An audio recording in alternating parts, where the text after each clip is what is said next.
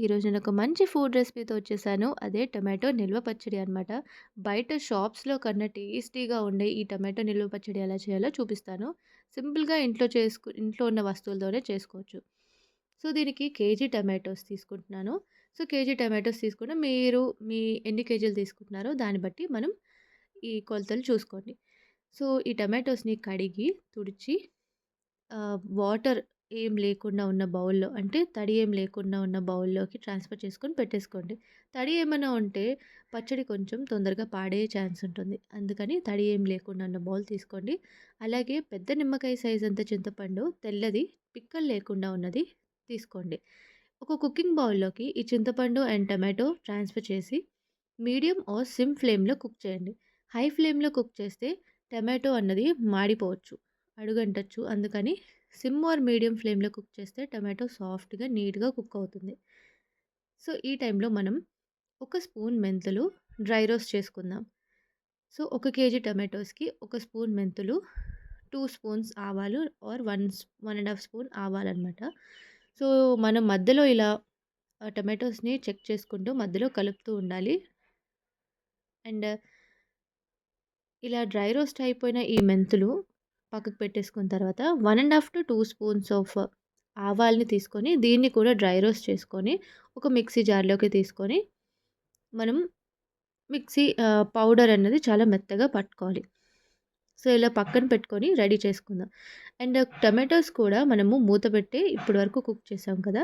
ఒకసారి మళ్ళీ మనము టమాటోస్ ఒకసారి చెక్ చేసుకుంటే మనకి 50-60% అన్నది కుక్ అయిపోయాక మూత లేకుండా ఇప్పుడు వాటర్ అంతా ఎగిరిపోయే వరకు మంచిగా ఇలా నీట్‌గా కుక్ చేసుకొని రెడీగా ఉంచుకుందాం.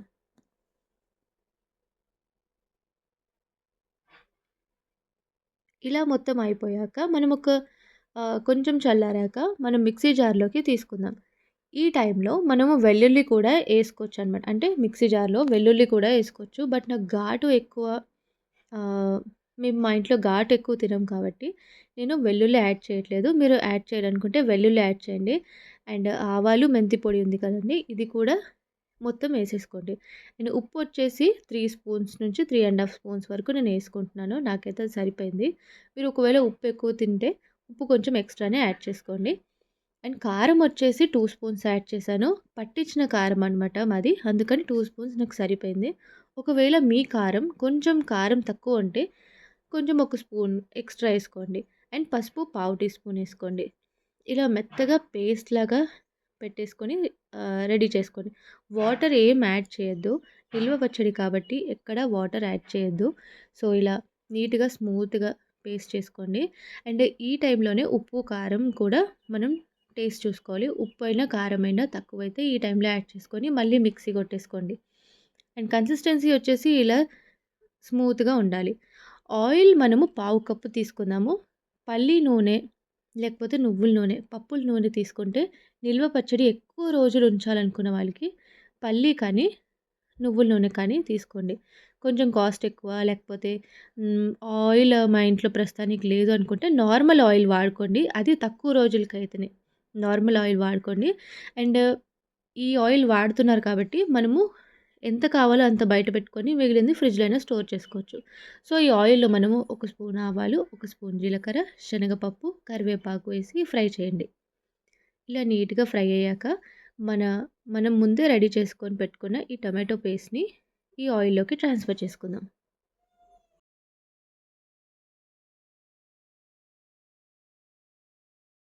ఆయిల్ అన్నది మనమేసాక చూడండి కొంచెం ఎక్స్‌ట్రాగా మనకి కనిపిస్తూనే ఉంది.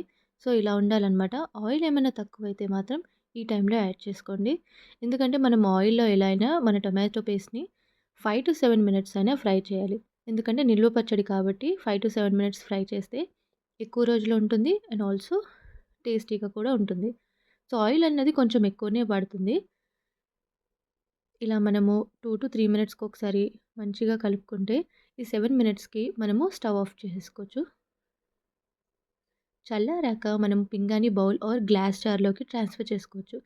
సో, ఏ బౌల్‌లో ట్రాన్స్‌ఫర్ చేసుకున్నా కానీ గ్లాస్ జార్ ఏదైనా కానీ మనం స్టీల్ స్పూన్ అన్నది దాంట్లో వేస్తే తొందరగా పచ్చళ్ళు పాడవుతాయి. సో, మనము స్టీల్ స్పూన్ లాంటివి లేకపోతే తడిగున్న ప్లాస్టిక్ స్పూన్ అని ఏదైనా ఏస్తే మాత్రం తొందరగా పాడవుతుంది.